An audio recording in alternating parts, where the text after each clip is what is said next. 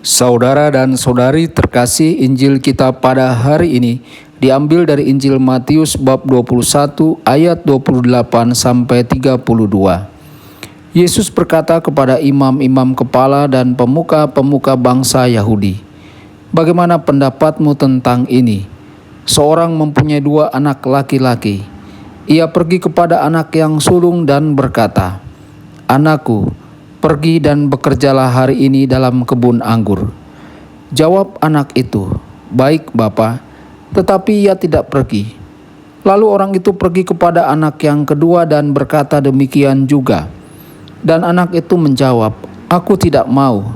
Tetapi kemudian ia menyesal lalu pergi juga. Siapakah di antara kedua orang itu yang melakukan kehendak ayahnya?" Jawab mereka, "Yang terakhir." Kata Yesus kepada mereka, "Aku berkata kepadamu, sesungguhnya pemungut-pemungut cukai dan perempuan-perempuan sundal akan mendahului kamu masuk ke dalam kerajaan Allah. Sebab Yohanes datang untuk menunjukkan jalan kebenaran kepadamu, dan kamu tidak percaya kepadanya. Tetapi pemungut-pemungut cukai dan perempuan-perempuan sundal percaya kepadanya. Dan meskipun kamu melihatnya, tetapi kemudian kamu tidak menyesal dan kamu tidak juga percaya kepadanya." Demikianlah sabda Tuhan. Terpujilah Kristus.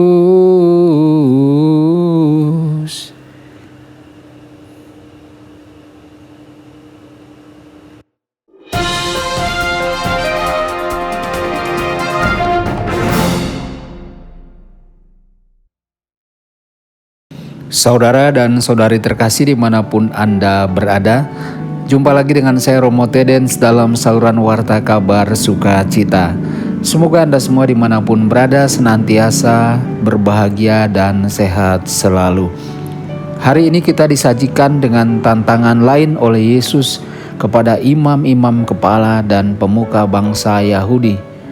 Tantangan ini adalah sebuah perumpamaan tentang 2 anak laki-laki yang ayahnya mengelola kebun anggur.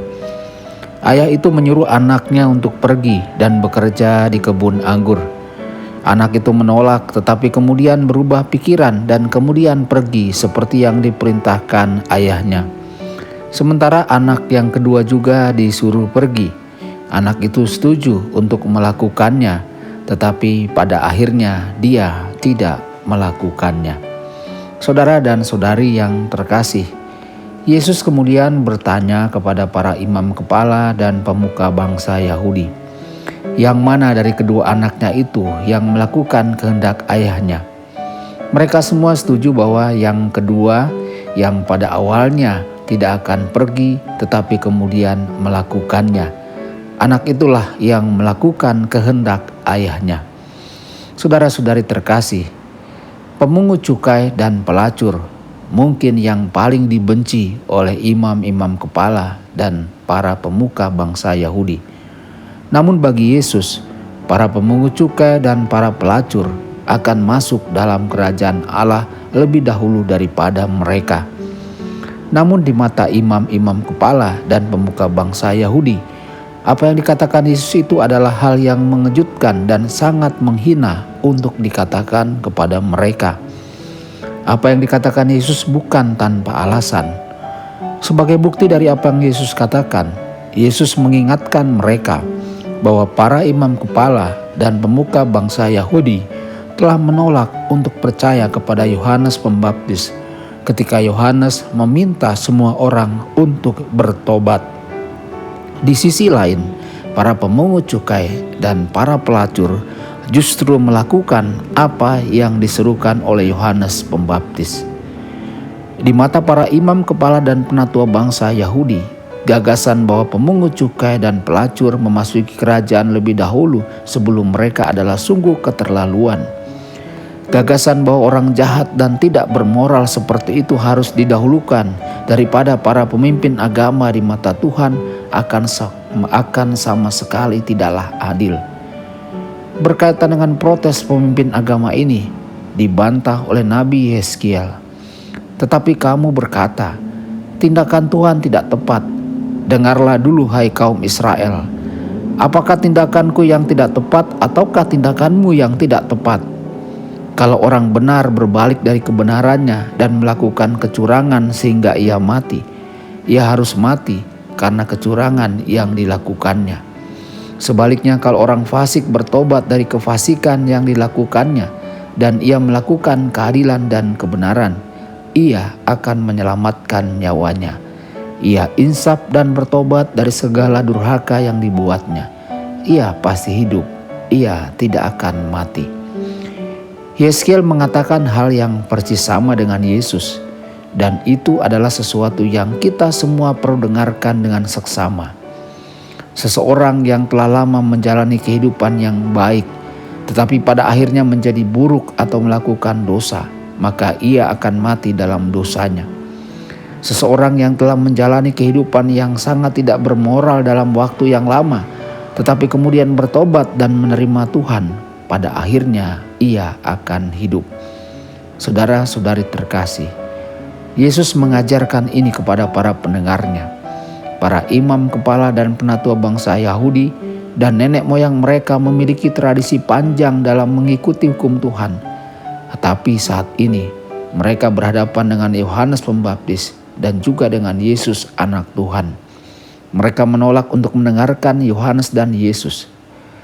Di sisi lain, orang-orang non-Yahudi yang telah menjalani kehidupan yang tidak bertuhan dengan menyembah berhala selama beberapa generasi, sekarang berpaling kepada Yesus dan membuka diri mereka pada pengajaran Yesus dan kuasa penyembuhannya. Saudara-saudari terkasih, kita tidak pernah bisa berpuas diri tentang hubungan kita dengan Tuhan.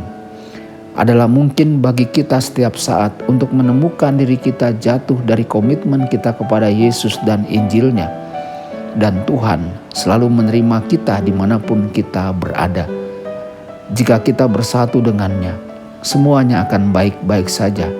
Namun jika kita tetap dengan pilihan kita sendiri memisahkan diri kita dari Tuhan, toh Tuhan tidak akan menutup hatinya untuk kita. Kasih dan anugerahnya selalu tersedia bagi kita.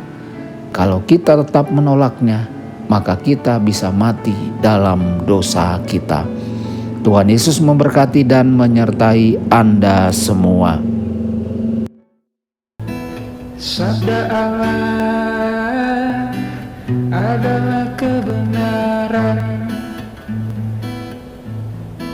Sabda Allah adalah kehidupan. Mari kita mencintainya, mari kita menghayatinya. Ya Tuhan yang ku muliakan, sabdamu angkat resahku. Mari kita